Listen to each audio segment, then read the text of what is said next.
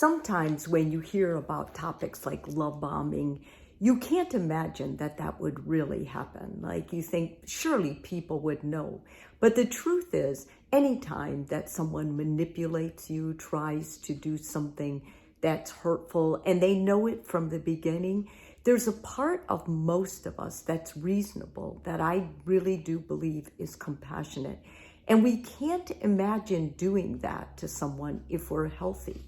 But there's a lot of people out there who are dating that aren't healthy. Their brokenness comes from their family of origin. When they were small, they had terrible parent modeling, or whatever happened in their early dating experience. They just want to seek revenge. And then there's those people that were born narcissists, and this is their life. They're always going to be this way. And their whole idea is to throw somebody else under the bus so they don't have to be, so they won't be. So basically, everything they do is manipulative. Love bombing isn't always done by narcissists, though. Sometimes it's done by people who are just unhappy. Because people who are happy and well-adjusted don't go out or make it their mission to hurt other people or to experiment on them with their different faulty tactics. But a love bomber actually does. They have the awareness of what they're doing. Now, there's 4 main classifications of love bombers that I've seen in my practice. And I want to go through those so you understand and are on the lookout for them. They usually, when they start dating you, these characteristics are the overall picture. Like when you talk to friends, you would probably say, this is how they are. When you say those words, that should be a red flag to you. Like, oh my God, what am I doing? Like, this person is not good for me. The first of these is the ego booster. The ego booster has the easiest time because there's a lot of people out there who need to hear good things about themselves. And the ego booster does that so eloquently and so well. They're charmers.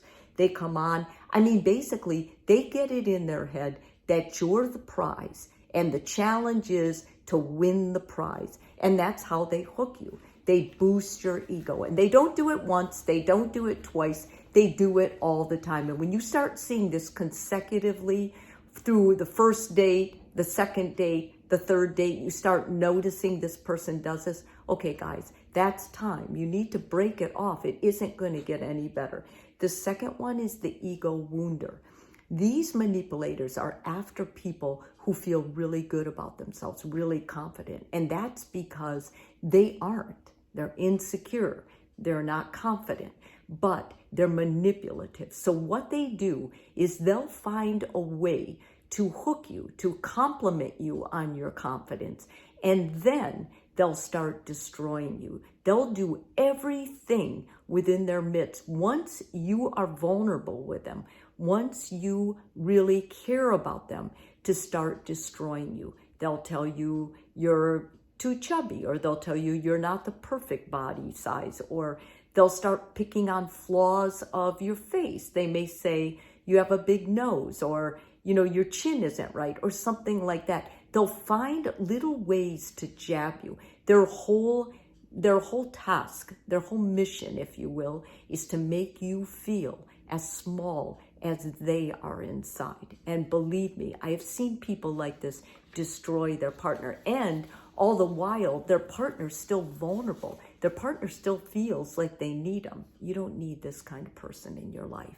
Next, the hopeless romantic. The hopeless romantic is not in love with you. They're in love with an ideal, a fairy tale.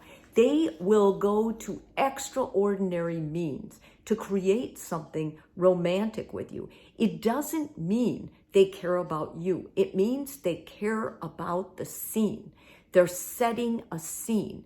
They're happy when you go, oh my God, this is so romantic. They would hire a snow machine if they got the idea that they saw a movie where there was snow and they were hugging each other.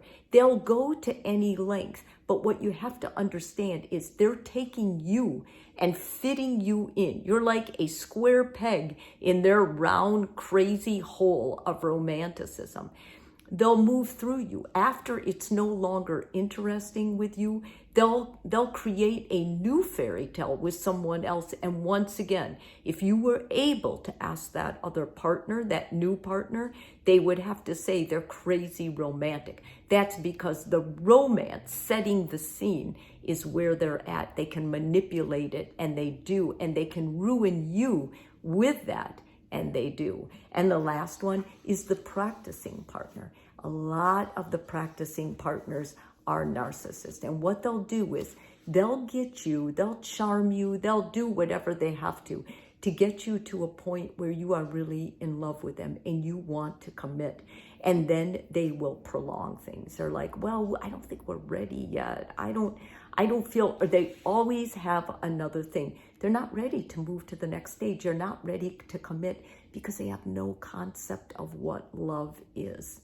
They know how to manipulate you to get what they want. But once they have it, they have no idea how to actually be a healthy partner. And why is this? Because they're not healthy people. They're people who are broken or distorted or manipulative. And their whole goal is not to be alone. It's to have someone. So they use their tactics to get someone, and then they mess with their life. And in the case of the practicing partner, that's not a phobia of commitment. That's a sickness much deeper than that. You would be wise and well-informed to not get attached and to move on with this kind of person. Do not give them years of your life because you will end up regretting it. The only waste of time is staying with a person like this and continuing the abuse that's happening to you.